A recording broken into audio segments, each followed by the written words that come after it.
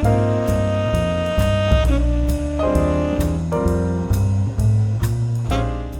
y'all, it is Hope, and I am back again in my small junk journal. Now, these again were completed before I worked on the iCAD, so I'm going back and showing y'all these that I made so I can get caught back up.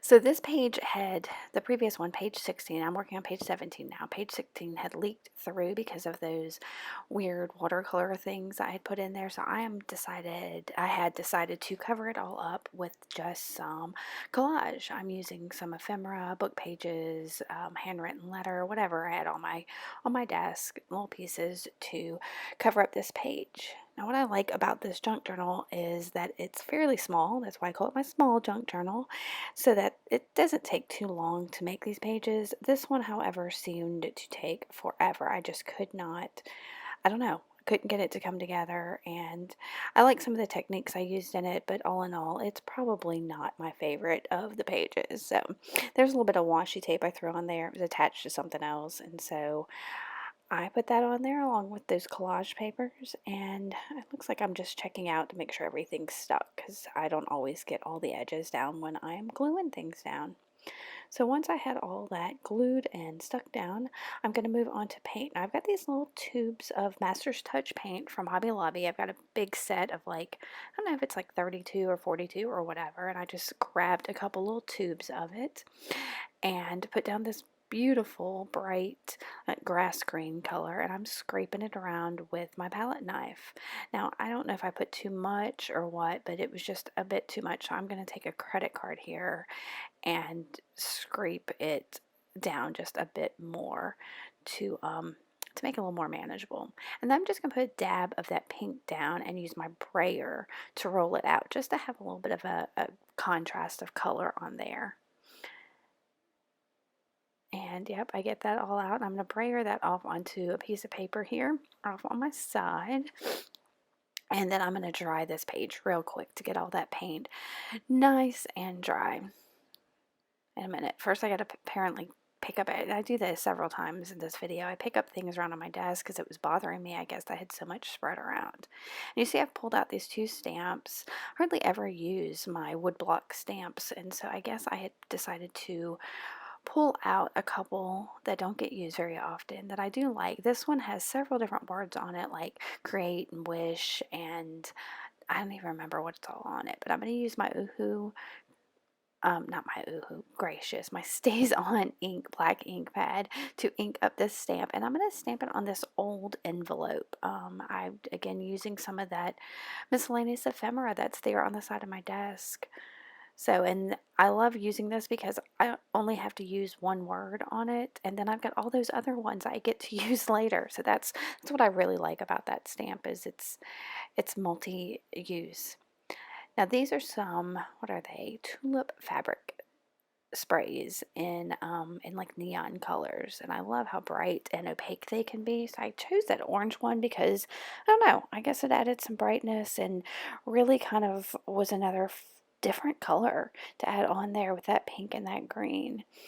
And I'm spreading it out a little bit so it's not so wet, and then I'm going to dry it as well real quick. Once I get it dry, I've got this other stamp. It's like a mandala, and I really love how pretty it is, but it just, I don't know, it never seems to show up on anything I put it on. I think I need to just put it on a white piece of paper and like put it down, because I'm stamping it here, but in the final product you see it a little, but not very much, and that's what happens always with this stamp. I do love it a lot. It just never, I don't know, I'm always trying to find some way to get it to work into something. So I got it on there, but it's not super visible. And then I break out a mixed media artist staple, which is a Stabilo all pencil. And I'm just making some little lines, just up and down lines all over this page. And then I'm going to take my water brush and wet those, just to see how it suddenly just pops and stands out. And that's exactly what I wanted, was a touch of dark here on the page, something that absolutely pops out. And I didn't have enough, and I'm going to go in several times throughout this page and add little bits of more of that Stabilo.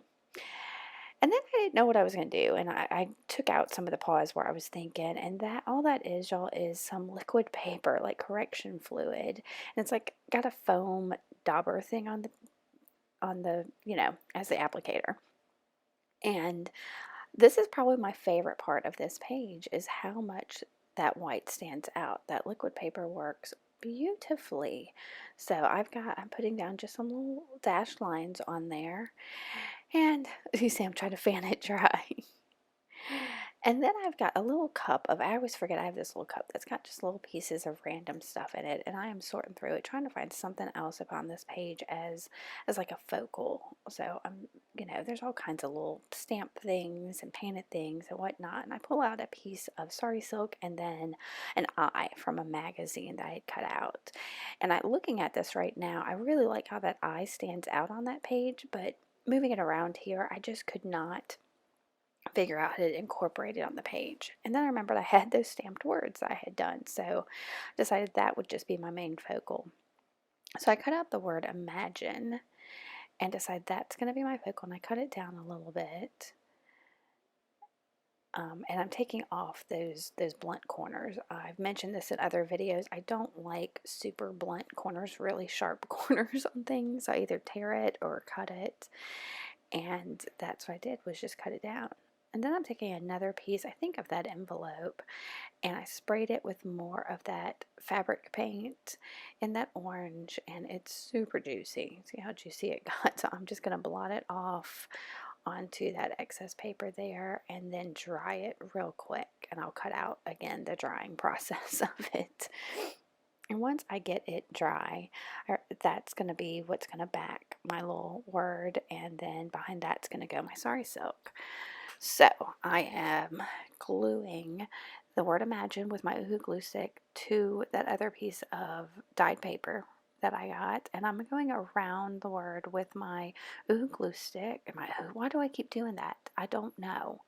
That is my Stabilo all pencil. Apparently I have Uhu glue stick stuck in my head, and I blended that out to add the shadow with my water brush.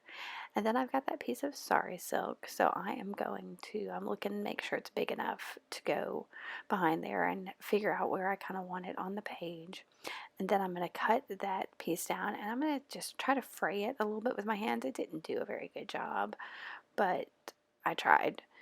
And then I'm going to grab a little bit of, I'm going to take my big fat pencil and just kind of make some sketchy marks on there. And then I've got some gel medium. I think this is a Finnabair Prima from a set that I have, and I'm gluing that little stack onto the sari silk and then putting some more of that gel medium on the back of the sari silk to put it on the page.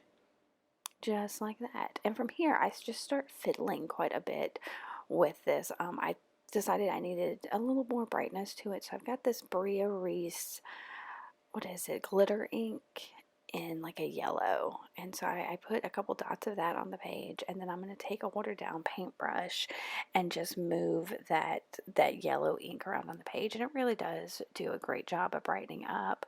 The glitter's there. The glitter does tend to wear off a little once this dries. I don't mind that at all, but it was really the yellow that I wanted to get in there, and I like how it's still kind of transparent and everything, so that it doesn't take center stage.